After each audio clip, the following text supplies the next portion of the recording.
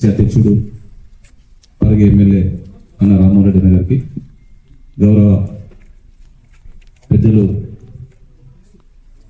అన్న తిరుపతి రెడ్డి గారికి, వేదిక మీద ఉన్నటువంటి గౌరవ సీనియర్ లీడర్స్ అందరూ కూడా పేరు పేరున, వేదిక ముందున్నటువంటి ప్రింట్ అండ్ ఎలక్ట్రానిక్ మీడియా సోదరులకు అందరూ కూడా నమస్కారాలు తెలుపుకుంటూ, ఈరోజు చాలా రోజుల నుంచి ముడిపడినటువంటి ఈ బీజాపూర్ హైవే రోడ్డు ఎన్నో ప్రాణాలు పాల్గొని దాంట్లో అత్యధికంగా మొన్న జరిగిన దాంట్లో 19 మంది చనిపోతే 11 మంది నా నియోజకవర్గం వాసులుగా చనిపోవడం, అంతకొద్ది ఒక వారం 10 రోజుల ముందు కూడా బైక్ యాక్సిడెంట్లో కూడా 2 మా నియోజకవర్గం వాళ్ళే చనిపోవడం దురదృష్టకరం. అలాంటి సంఘటన జరగదని చెప్పే ముఖ్యమంత్రి గారు ఎప్పుడైనా మీరు తొందరగా ఇది చేయండి, ఈ రోడ్డుని అందరం కూడా కలిసి తొందరగా చేసుకోవాలని చెప్పి మాకు ఎప్పుడు కలిసినా ఈ బీజాపూర్ రోడ్డు గురించే తను ముఖ్యమంత్రి గారు చెప్పడం జరుగుతూ ఉండే. ముఖ్యమంత్రి గారు కానివ్వండి, అన్న తిరుపతి దగ్గరికి ఎప్పుడైనా కానీ అది ఏది ఉంది ఏంది ఒకసారి చూడండి, వాళ్ళతో మాట్లాడదాము, దాన్ని ఏమిటినంత వరకైతే ఏదైతే శాంక్షన్ ఎప్పుడైతే కాదని చెప్పినట్లు 2017 శాంక్షన్ అయ్యి ఉన్నదో 2017 శాంక్షన్ అయ్యి ఉండి దాదాపు 46 కిలోమీటర్ల 0.4 కిలోమీటర్స్ 4 హెక్టార్స్ 2017 నుంచి 21 వరకు ల్యాండ్ అక్విజిషన్ ఇదని చెప్పి అప్పుడు ఉన్నటువంటి వాళ్ళు 4-5 సంవత్సరాలు దానిపైన కాలయాపన చేసి టెండర్స్ పెట్టిన తర్వాత కూడా ఎన్జిటి వాళ్ళు కోల్పోవడం, దాని నుంచి ఆగిపోవడం, దాన్ని కరెక్ట్ పర్యవేక్షణ చేయకపోవడం వలన ఇన్ని ప్రాణాలు పోవడం జరిగింది. ఎవ్వరు కూడా ఆ ఇబ్బంది పడదని చెప్పి వెంబడే మేము కొడంగల్కి వస్తూ ఉంటే ముఖ్యమంత్రి గారు వెంబడే ఉన్నాం. ఆ రోజు నేను కానీ రామ్మోహన్ రెడ్డి గారిని యాదన్న గారిని ముఖ్యమంత్రి గారు స్వయంగా ఒక 10 సార్లు చెప్పుంటాడు అక్కడి నుంచి ఇక్కడ వచ్చే లోపల తొందరగా ఎన్జిటి వాళ్ళు ఎక్కడున్నారో వాళ్ళతో ఒకసారి కూర్చున్నట్టు మాట్లాడండి, అది క్లియర్ చేయండి అని చెప్పి చెప్పడం జరిగింది. వారి సహకారంతో వారు తెచ్చినటువంటి సూచనలతో ఈరోజు రామ్మోహన్ రెడ్డి గారు కానివ్వండి, యాదన్న గారు కానివ్వండి చేపేయడం జరిగింది. ప్రత్యేకంగా వికారాబాద్ జిల్లా వాసులు కానివ్వండి, చేవెళ్ళ నియోజకవర్గం, ఎందుకంటే పెద్ద కనెక్టివిటీ, కొడంగల్ పోవాలన్నా, తాండూరు పోవాలన్నా, పరిగి పోవాలన్నా, బీజాపూర్ పోవాలన్నా, కర్ణాటక స్టేట్ వికారాబాద్ పోవాలన్నా కానీ ఇదే రోడ్డు కనుక అందులో హైదరాబాద్కు కూతపేట దూరంలో ఉన్నది. ఈరోజు చూస్తూ ఉన్నాం మనం కరీంనగర్ కానీ, వరంగల్ కానీ, నిజామాబాద్ పోయిన కళ్ళకు అడ్డుకునే విధంగా ఆ రోడ్లు ఉంటారున్నాయి. హైదరాబాద్కు కూతపేట దూరంలో ఉంటే మనము రంగారెడ్డి జిల్లాలో మన రంగారెడ్డి జిల్లా భూమి నమ్ముకొని కూడా మన జిల్లాని, మన రోడ్లని ఇప్పటి వరకు మనము బాగు చేసుకోలేమంటే మనం అందరం కూడా ఆలోచన చేసుకోవాల్సిన అవసరం ఉంది. అయినా గౌరవ ముఖ్యమంత్రి మన ప్రాంతం వాడు అయినందుకు దీనిపైన స్పెషల్ ఇంట్రెస్ట్ తీసుకొని ఈరోజు ఇప్పటికైనా స్టార్ట్ చేయడం ఇదంతా కూడా ఒక శుభ సూచకం.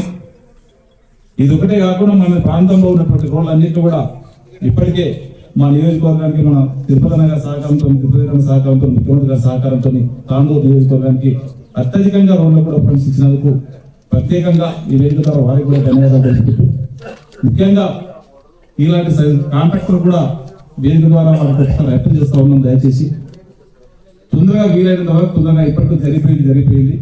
ఇప్పుడు అన్నింటినీ కూడా కోర్టు కేసులు కానీ అన్ని కూడా క్లియర్ అయిపోయింది జరిగింది.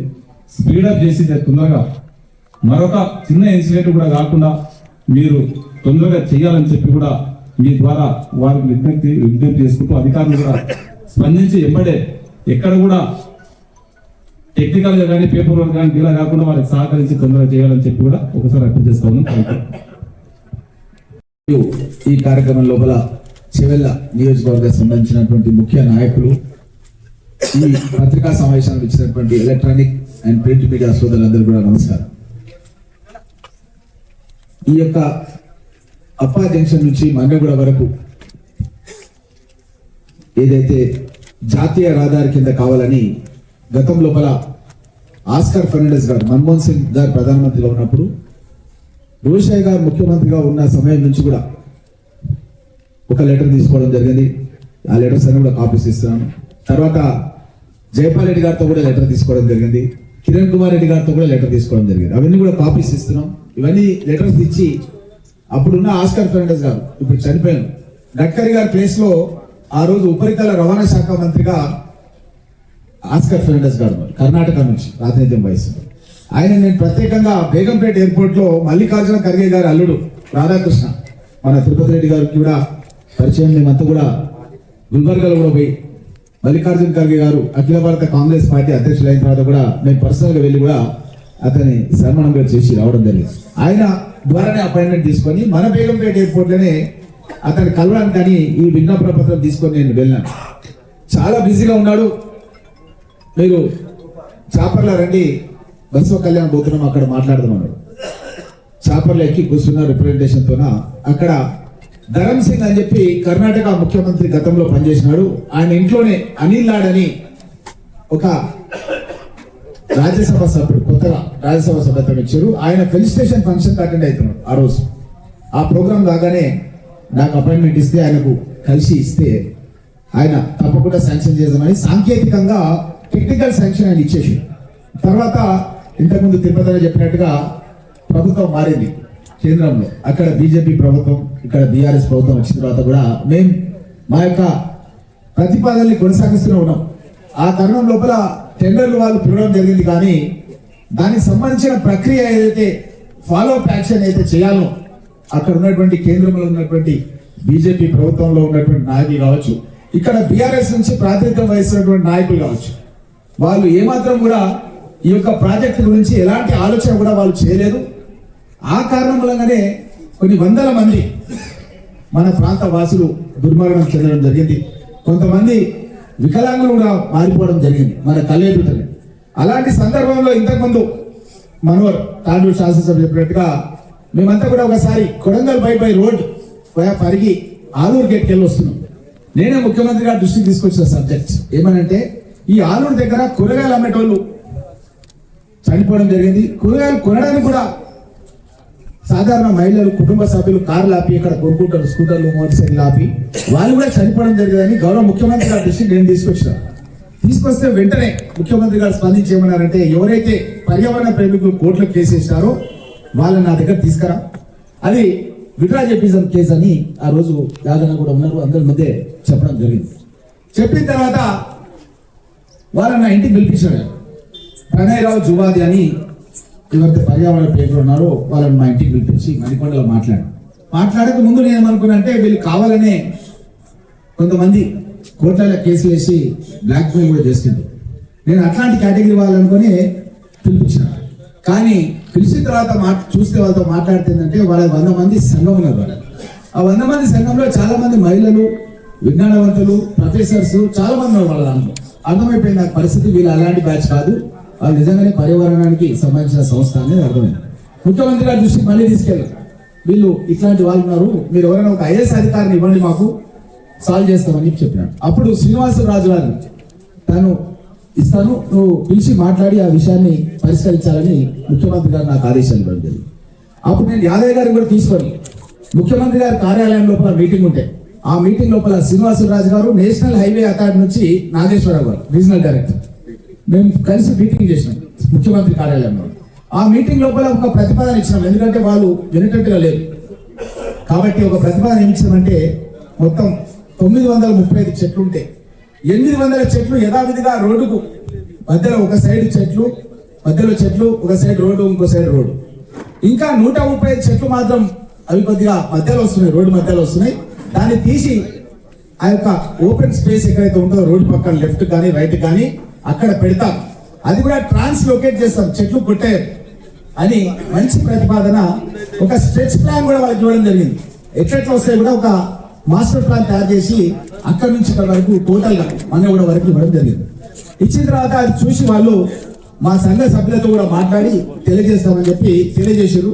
మేము విడ్రా చేసుకుంటాం ఈ కేసు అని వాళ్ళు ఒప్పుకున్నారు. ఒప్పుకున్న తర్వాత అక్కడ గ్రీన్ ట్రిబ్యునల్ లోపల జాయింట్ మెమోరాండం ఆఫ్ అండర్స్టాండింగ్ అని చెప్పి వేయాలి. అంటే వాళ్ళు ప్లస్ నేషనల్ హైవే అథారిటీ వాళ్ళు ఇద్దరు సంతకం చేయాలి, చేసి కోర్టు లోపల అప్లికేషన్ పెట్టుకోవాలి. ఆ విధంగా వాళ్ళు పెట్టుకోవడం జరిగింది. పెట్టుకున్న తర్వాత 31 అక్టోబర్ లాస్ట్ మంత్ ఆ రోజు మనకు జడ్జిమెంట్ వచ్చింది. ఆ వచ్చిన రోజు అజారుద్దీన్ గారి ప్రమాణ స్వీకారం ఉంది. నేను రాజ్భవన్ లో ఉన్నాను. రాజ్భవన్ లో ముఖ్యమంత్రి గారి దృష్టికి తీసుకొచ్చినాను. ఆర్డర్ అదే రోజు వచ్చింది, అదే రోజు ప్రమాణ స్వీకారం ఉంది అజారుద్దీన్ గారు. వెంటనే వర్క్స్ స్టార్ట్ చేయడానికి నేను వికాస్ రాజ్ ఎవరైతే మన R&D సంబంధించినటువంటి అధికారి సెక్రటరీ ఉన్నారో ఆయనకు ఆదేశాలు ఇస్తా అని చెప్పి అప్పటికప్పుడే ఆదేశాలు ఇచ్చి వెంటనే దానికి సంబంధించిన ప్రెస్ మీట్ కూడా పెట్టమని చెప్పిండు. వెంటనే నేను మొయినాబాద్ దగ్గర బండ్లు కూడా పెడితే ఆ బండ్లు కూడా అక్కడ స్టార్ట్ చేపించి ఇక్కడికి వచ్చి ఇక్కడనే యాదయ్య గారి నివాసంలో మన క్యాంప్ కార్యాలయంలోనే మీ అందరితో కలిసి మేము 31st రోజు ఏ రోజైతే జడ్జిమెంట్ వచ్చిందో అదే రోజు వచ్చి మేమందరం కూడా ఆ రోజు ఇక్కడే ప్రెస్ మీట్ పెట్టడం అనేది మీరందరూ కూడా చూసారు. అంటే కాంగ్రెస్ పార్టీ నాయకుల యొక్క చిత్తశుద్ధికి ఇది ఒక నిదర్శనంగా మీరందరూ కూడా భావించాలి. ఎంత సీరియస్ గా దీన్ని పర్సువేషన్ చేస్తున్నామంటే జడ్జిమెంట్ వచ్చిన రోజే వాట్సాప్ లోపల ఆర్డర్ కాపీలు తెప్పించుకొని ముఖ్యమంత్రి గారి దృష్టికి తీసుకొచ్చి ముఖ్యమంత్రి గారి ద్వారా ఆదేశాలు ఇప్పించి అప్పటికప్పుడే బండ్లు గౌరవించి మొయినాబాద్ తాజ్ హోటల్ దగ్గర బండ్లు కూడా ఎక్కి నేనే బండ్లు స్టార్ట్ చేపించి ఇక్కడికి వచ్చి ఇక్కడ ప్రెస్ మీట్ యాదవ్ గారి కార్యాలయం లోపల ఆమె పెట్టడం అనేది మీరందరూ కూడా చూసారు. ఇది కాంగ్రెస్ పార్టీ నాయకుల యొక్క చిత్తశుద్ధి. ఇది దురదృష్టం అనుకోకుండా 3వ తారీఖు రోజు తాండూరు నుంచి ఇంతకుముందు మనవాడు చెప్పినట్టుగా ఆర్టీసీ బస్సు రావడం, అదే విధంగా ఇక్కడ నుంచి టిప్పర్ కంకర టిప్పర్ దాంట్లో కంకర రాళ్ళు ఉండడం, వేగంగా ఉండడం, ఓవర్లోడ్ ఉండడం, ఇవన్నీ కూడా జరగడం మూలంగా యాక్సిడెంట్ అయిపోయి చాలా మంది ఆ యొక్క కంకర రాళ్ళ లోపల కింద పడి ఊపిరాడక చనిపోయినటువంటి సంఘటన మనం ఎవరు కూడా మర్చిపోలేదు. దానికి ముఖ్యమంత్రి గారు స్పందించి వెంటనే 7 లక్షల రూపాయల వాళ్ళ కుటుంబాలకు నష్టపరిహారం వెంటనే చెట్ల రూపంలో ఇచ్చి మేము నిన్న కూడా నా పరిగి కాన్స్టిట్యూన్సీ నుంచి కూడా 2 పూడూరు మండలం నుంచి కూడా వాళ్ళకి గాయాలని వాళ్ళకి 2 లక్షల చెట్లు నేను పరిగిలో మీటింగ్ పెట్టి నిన్ననే నేను ఇవ్వడం జరిగింది. ఈ విధంగా ఇంత స్పీడ్ గా అసలు నేను మాత్రం ఎక్కడ కూడా ఏ రాష్ట్రంలో కూడా ఏ ప్రభుత్వంలో కూడా ఒక ముఖ్యమంత్రి గారు ఇంత చొరవ తీసుకొని ఎక్కడికక్కడ ఏ రోజుకు ఆ రోజు ఆదేశాలు ఇచ్చి వాళ్ళందరూ కూడా హాస్పిటల్లో ట్రీట్మెంట్ చేపించి వాళ్ళకి ఎంత వైద్య ఖర్చు అయినా సరే ప్రభుత్వమే భరుస్తుందని చెప్పి భరోసా కూడా ఇవ్వడం అనేది ఎక్కడ కూడా జరగలేదు. ఈ విధంగా ఈ కేసును విరమింపజేసినాం. అయితే ముఖ్యమంత్రి గారు నాతో అన్నారు ఈ కేసు విరమింపజేసిన తర్వాత వాళ్ళని సన్మానం కూడా చేద్దామని చెప్పి చెప్పారు. రేపు ఎవరైతే పర్యావరణ ప్రేమికులు ఈ కేసును విడ్రా చేసుకున్నారో వారికి రేపు సన్మానం కూడా ముఖ్యమంత్రి నివాసంలో కానీ కార్యాలయంలో కానీ ఆ ప్రోగ్రాం కూడా ఉంటుందన్న విషయాన్ని కూడా తెలియజేస్తున్నాం. ఈ విధంగా కొట్లాడుతూ పోతుంటే అది ఇప్పుడు అయ్యేది కాదు. మనం ఇట్లనే కొట్లాడుతూ పోతే ఇంకా 2 ఏళ్ళు 3 ఏళ్ళు ఇట్లనే కొట్లాడుతుంటే ఇంకా చాలా మంది యాక్సిడెంట్స్ అవుతుండే. కానీ ముఖ్యమంత్రి గారు నాకు ఏదైతే చెప్పినారో ఇది సాల్వ్ చేయాలని నాకైతే బాధ్యత చెప్పినారో ఆ బాధ్యత నిర్వర్తించడం జరిగిందన్న విషయాన్ని మీకు అందరికీ తెలియజేస్తూ మా ముఖ్యమంత్రి ప్రజల ముఖ్యమంత్రి అంటే ప్రజా సమస్యల పైన ఎప్పటికప్పుడు స్పందిస్తూ మాకే స్పష్టమైన ఆదేశాలు ఇస్తాడు. మీరు పోయి వాళ్ళని కలవండి, మీరు వాళ్ళ దగ్గర పోయి పని తీసుకోండి, ఏమైనా ప్రాబ్లం ఉంటే మాకు చెప్పండి, ఈ విధంగా ఎప్పటికప్పుడు చెప్తాడు. అలాంటి ముఖ్యమంత్రి కాబట్టి గతంలో ఉన్న ముఖ్యమంత్రి తెలుసు మీకందరూ కూడా వాళ్ళు ఫామ్ హౌస్ ముఖ్యమంత్రులు వాళ్ళు అపాయింట్మెంట్ ఇయ్యరు, వాళ్ళు కలవరు చేయరు. కాబట్టి ఇక్కడ ఇంత మనకు నష్టం జరిగిందన్న విషయాన్ని మీరు ఒకసారి గమనించాలి. అదేవిధంగా మేము ఎంత చిత్తశుద్ధితో ఇది ఈ రోజు నుంచి కాదు, మీకు చెప్పిన 2009 నుంచి 10 నుంచి 11 నుంచి లెటర్స్ రాసినాయి, ఫోటోస్ లెటర్స్ పేపర్ కట్టింగ్స్ అన్ని కూడా మీకు ఇస్తున్నాం. మీరు అంటే కాంగ్రెస్ పార్టీ నాయకులు ఈ రోడ్డు గురించి ఇంత చిత్తశుద్ధితో ఇంత రికార్డు ఇస్తున్నాం. మీరు ఒకసారి అడగండి బీఆర్ఎస్ నాయకులు ఈ రికార్డు ఇవ్వమని చెప్పి అడగండి. ఎవరు ఎక్కడ ప్రయత్నం చేశారు, ఎవరు కలిసారు, ఏ నాయకులను ఎవరు కలిసి ఏడాది ప్రయత్నం చేశారు, గ్రీన్ ట్రిబ్యునల్ ఏం చేశారు, ఈడేం చేశారు, కేసు విడ్రా ఎందుకు చెప్పలేకపోయారు, వాళ్ళ అధికారంలో ఉన్నప్పుడు ఎందుకు చెప్పలేకపోయారు అనే విషయాన్ని కూడా గమనించాలని నేను, ఎందుకంటే చివరిలో పార్లమెంట్ కో అబ్జర్వర్ గా ఉన్నాను, వికారాబాద్ జిల్లా అధ్యక్షుడు ఉన్నాడు. కాబట్టి చెప్పేందంటే వాళ్ళు ఎక్కడ కూడా ప్రయత్నం చేయలేదు, మా ప్రయత్నం మూలంగానే ఈ సమస్య అనేది పరిష్కారమైందన్న విషయాన్ని కూడా తెలియజేస్తూ అదేవిధంగా ఇంకొక విషయం కూడా చెప్పదలుచుకున్నాను. ఏంటంటే మనకు మీకు తెలుసు మొయినాబాద్ దగ్గర ఒక బైపాస్, అదేవిధంగా చేవెల దగ్గర కూడా ఒక బైపాస్. ఈ 2 బైపాస్ ఎందుకంటే నగరం లోపల చాలా మందికి వ్యాపారాలు కానీ నివాసాలు కానీ ఆఫీసులు కానీ కార్యాలయాలు కానీ ఉంటాయి. అదే కనుక ఇక్కడ మనం ఎక్స్టెన్షన్ చేస్తే ఈ యొక్క రోడ్డు చాలా మందికి ఇబ్బంది అవుతుందని యాదయ్య గారు ప్రతిపాదన పెట్టారు. అయితే దాన్ని ముఖ్యమంత్రి గారు ఆలోచన చేసి ముందు నుంచే ఈ బైపాస్ అనేది ఏర్పాటు చేయాలి, బైపాస్ చేస్తే ఎవరికి కూడా ఇబ్బంది జరగదనే ఉద్దేశంతోనే ఈ యొక్క బైపాస్ అనేది కూడా ఏర్పాటు చేయడం జరిగిందనే విషయాన్ని కూడా తెలియజేస్తూ ఇంకా ఎక్కడెక్కడైతే మనకు ఒక 15 ప్రదేశాల లోపల అండర్ పాస్లు వస్తున్నాయి, ఎక్కడెక్కడైతే ఊర్లు వస్తాయో అక్కడ అండర్ పాస్లు వస్తాయి. అండర్ పాస్ వచ్చిన దగ్గర మనకు లైటింగ్ వ్యవస్థ ఏర్పాటు చేస్తారు. లైటింగ్ వ్యవస్థ ఏర్పాటు చేయడం మూలంగా మనకి ఎక్కడ కూడా యాక్సిడెంట్ అనేది జరగదు. ఎందుకంటే లెఫ్ట్ కు రైట్ కు ఇల్లు ఉంటే లెఫ్ట్ కు మనకు రోడ్ ఇస్తారు, రైట్ కు రోడ్ ఇస్తారు, మళ్ళీ బైపాస్ ఉంటుంది. కాబట్టి ఎవరికి కూడా ఆ గ్రామాల్లో ఉండే వాళ్ళకి కానీ వ్యాపారులకు కానీ ట్రాఫిక్ కానీ ఎవరికి ఎలాంటి ఇబ్బంది ఉండదు. వరల్డ్ క్లాస్ రోడ్ మన ప్రాంతానికి రాబోతుంది. అవి ఎక్కడెక్కడ వస్తుంది అనేది కూడా చెప్తున్నాను. చిల్కూరు జంక్షన్ దగ్గర ఒక బైపాస్ వస్తుంది. తర్వాత బైపాస్ కాదు, అండర్ పాస్ వస్తుంది. అదేవిధంగా Bhaskara medical college Moinabad bypass start అయింది అక్కడ నుంచి. అదేవిధంగా Moinabad bypass Surangal road under pass ఇవన్నీ కూడా. అదేవిధంగా కంకమామి దగ్గర కూడా ఒక అండర్ పాస్ వస్తుంది. కేతిరెడ్డిపల్లి దగ్గర కూడా అండర్ పాస్ వస్తుంది. తోల్కట్ట దగ్గర కూడా ఒక అండర్ పాస్ వస్తుంది. ముడిమాల దగ్గర కూడా అండర్ పాస్ వస్తుంది. పల్గుట్ట దగ్గర కూడా అండర్ పాస్ వస్తుంది. చేవెళ్ళ బైపాస్ స్టార్ట్ అవుతుంది. మళ్ళా అయిన తర్వాత చేవెళ్ళ బైపాస్ షాద్నగర్ రోడ్ కూడా అక్కడ అండర్ పాస్. అదేవిధంగా దామర్గిద్ద అండర్ పాస్ వస్తుంది. అదేవిధంగా మిర్జా కూడా అండర్ పాస్ వస్తుంది. చిట్టెంపల్లి గేట్ అక్కడ ఒక అండర్ పాస్ వస్తుంది. కండ్లపల్లి అండర్ పాస్ వస్తుంది. మిర్జాపూర్ కూడా అండర్ పాస్ వస్తుంది.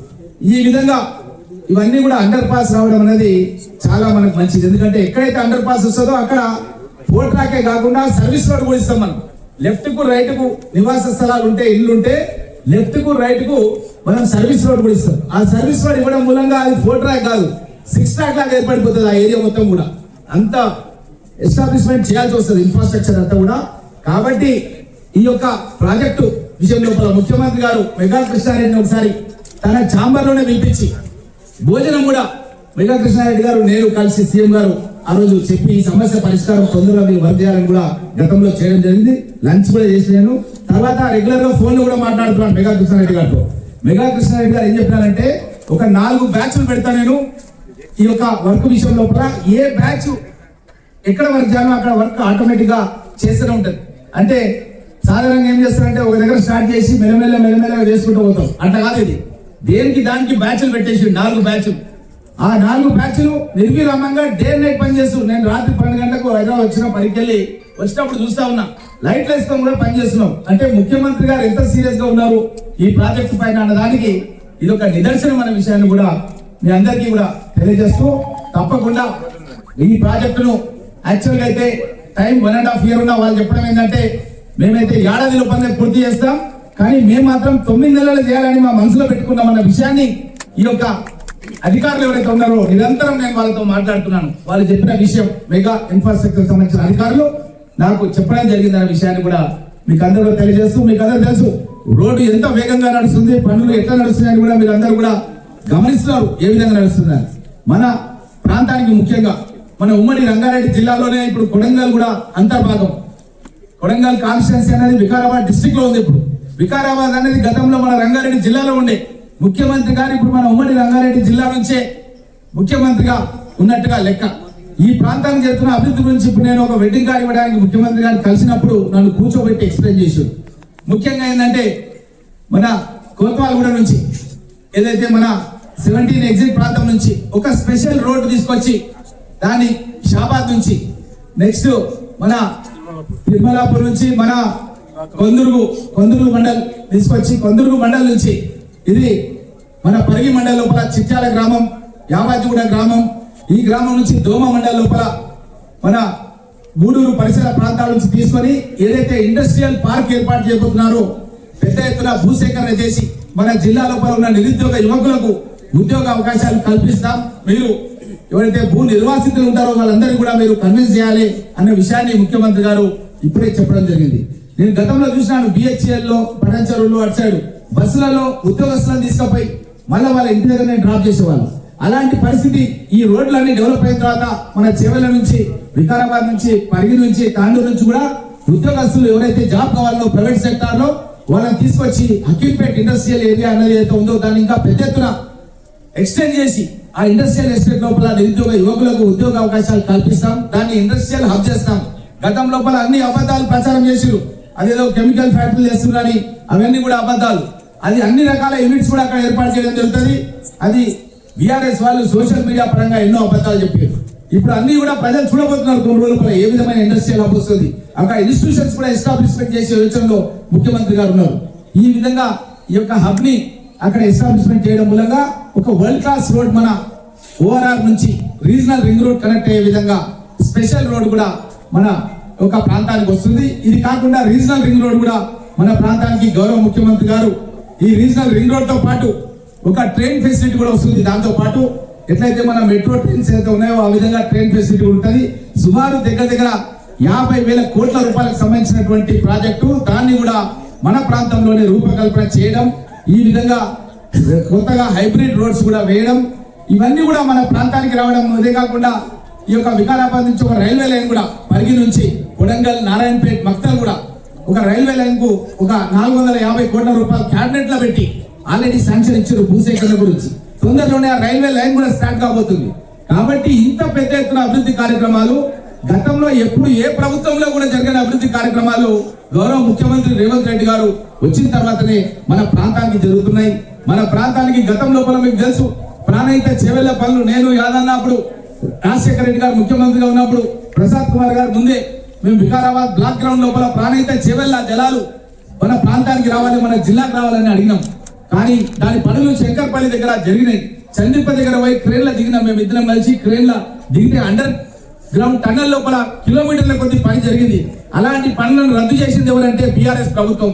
అది రద్దు చేయడమే కాకుండా మన ప్రాంతానికి వేరే ప్రాజెక్టులు తీసుకురాలి. మన ఉమ్మడి రంగారెడ్డి జిల్లాలో ఒక్క సాగునీటి ప్రాజెక్టు కూడా ఈ రోజు ప్రభుత్వం నడుస్తుందంటే రెవెన్యూ అంతా కూడా మన రంగారెడ్డి జిల్లాదే. కానీ మన రంగారెడ్డి జిల్లా రెవెన్యూ వాడుకుంటూ గత 10 సంవత్సరాల కేసీఆర్ ప్రభుత్వం లోపల మన ప్రాంతంలో మనం గతంలో కాంగ్రెస్ గవర్నమెంట్ లో శాంక్షన్ చేసుకున్న పథకాలను కూడా వాళ్ళు అమలు చేయకపోవడం అన్నది చాలా బాధాకరమైన విషయాన్ని కూడా తెలియజేస్తూ, తప్పకుండా తుమ్మడి గట్టి దగ్గర మేము మళ్ళీ అక్కడ ప్రాజెక్ట్ స్టార్ట్ చేస్తామని కూడా ముఖ్యమంత్రి గారు ఆల్రెడీ ప్రకటన ఇచ్చి దాని ద్వారా నీళ్లు తీసుకొచ్చి మన చేవెళ్ల, పరిగి, వికారాబాద్, తాండూరు ప్రాంతానికి తప్పకుండా ఈ యొక్క సాగునీటిని రైతాంగానికి ఇవ్వడానికి ముఖ్యమంత్రి గారు కాంగ్రెస్ ప్రభుత్వం కట్టుబడి ఉందన్న విషయాన్ని కూడా మీకు అందరూ కూడా తెలియజేస్తూ, ఈ కార్యక్రమానికి విచ్చేసినటువంటి పత్రికా మిత్రులందరూ కూడా ధన్యవాదాలు తెలియజేస్తూ సెలవు తీసుకుంటున్నాను.